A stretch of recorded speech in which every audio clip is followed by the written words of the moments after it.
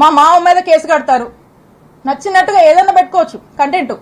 కేసులు కడతారు, దారిలో ప్రయాణం చేస్తుంటే కార్లు అద్దాలు పగలగొట్టిస్తారు, కారు పగలగొట్టిస్తారు, ఉన్న వాళ్ళతో హత్యాయత్నానికి ప్రయత్నిస్తారు. ఇలా వరుస పెట్టి ఈ విధంగా ఇబ్బంది పెడతానే ఉంటారు. ఎప్పుడు చూడు మాటలు, ఏదో అవినీతి అవినీతి అంటారు. చేసే వాళ్ళకే వస్తాయో మాటలు, పొద్దుకులు ఎవరికి వస్తాయి? ఎవరు ఏం చేస్తే అదే వస్తుంది వాళ్ళకి. ఆయన అదే చేస్తాడు కాబట్టి పొద్దున్న లేస్తే ఆయన చేసే పాలన ఏమి ఉండదు. కాబట్టి ఆ నోటి వెంట వచ్చే మాటలే అవి, ఏం చేస్తారో అదే వస్తుంది. కాబట్టి ఆయన విఘ్నతగా వదిలేయాలి. సో కాబట్టి ఈ విధంగా ఒకరిలా ఒకరు మరోలాగా ఈ విధంగా వరుస పెట్టి ఇబ్బంది పెడుతూనే ఉన్నారు. నేను చెప్తా ఉన్నా, ఇక్కడున్నటువంటి ప్రతి ఒక్కరికి తెలుసు, ఇక్కడ ఉన్నటువంటి ప్రజలందరికీ తెలుసు ఎవరు ఏ నేచర్ ఉన్నటువంటి వ్యక్తులు, ఎవరు ఎలాంటి విలువలతో రాజకీయాలు చేస్తారు అని. ప్రజలు, ఇక్కడ ఉన్నటువంటి ప్రజలు ప్రతి ఒక్కటి కూడా గమనిస్తా ఉన్నారు. ప్రజలకు ఒక స్పష్టత ఉంది.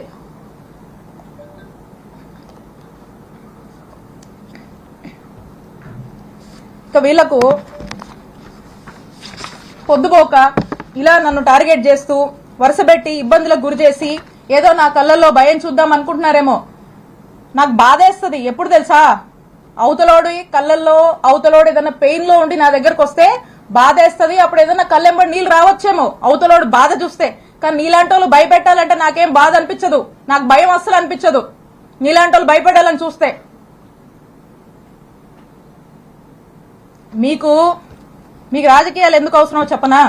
ఒకటి, రత్తయ్య గారంటే నాకు చాలా అభిమానం. ఆయన చాలా కష్టపడి ఈ స్థాయికి వచ్చాడు. ఎంతో మందికి ఒక విద్యా సంస్థలు పెట్టి ఎంతో మందికి విద్యాబుద్ధులు నేర్పించినటువంటి వ్యక్తిగా ఈ ప్రాంతం ప్రజలు ఆయన్ని గౌరవిస్తారు. నాకు అదే గౌరవం ఉంది. కానీ అన్ఫార్చునేట్లీ ఈ రోజు వారి కొడుకు గురించి ఇన్ని నిజాలు, ఆయన తప్పు చేశాడు కాబట్టి ఇవన్నీ నేను బయట పెట్టాల్సి వస్తుంది. సో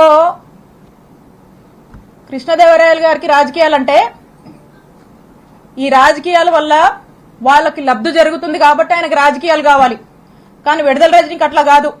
ఎందుకంటే నేను నిజాయితీగా ప్రజలకు సేవ చేయడానికి రాజకీయాల్లోకి వచ్చాను.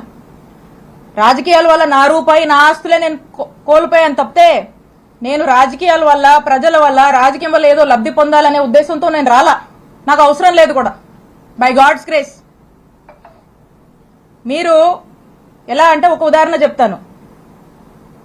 కృష్ణదేవరాయలు గారు మా ప్రభుత్వంలో విశాఖపట్నంలో కొన్ని ఎకరాలకు సంబంధించినటువంటి ల్యాండ్ డీటెయిల్స్ ఉన్నాయి, డీటెయిల్స్ కావాలంటే మీకు కూడా ఇస్తాను.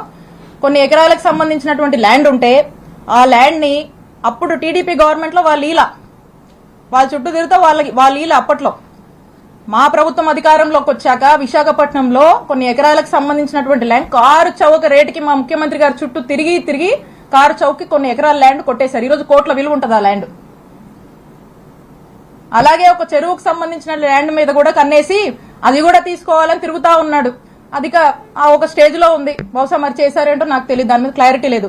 ఇప్పుడు కూడా అది మా ప్రభుత్వంలో, మా జగనన్న ప్రభుత్వంలో అలా ఆ ల్యాండ్ ని కొట్టేశారు. కోట్ల విలువైన ల్యాండ్ కారు చౌక్ కొట్టేశారు.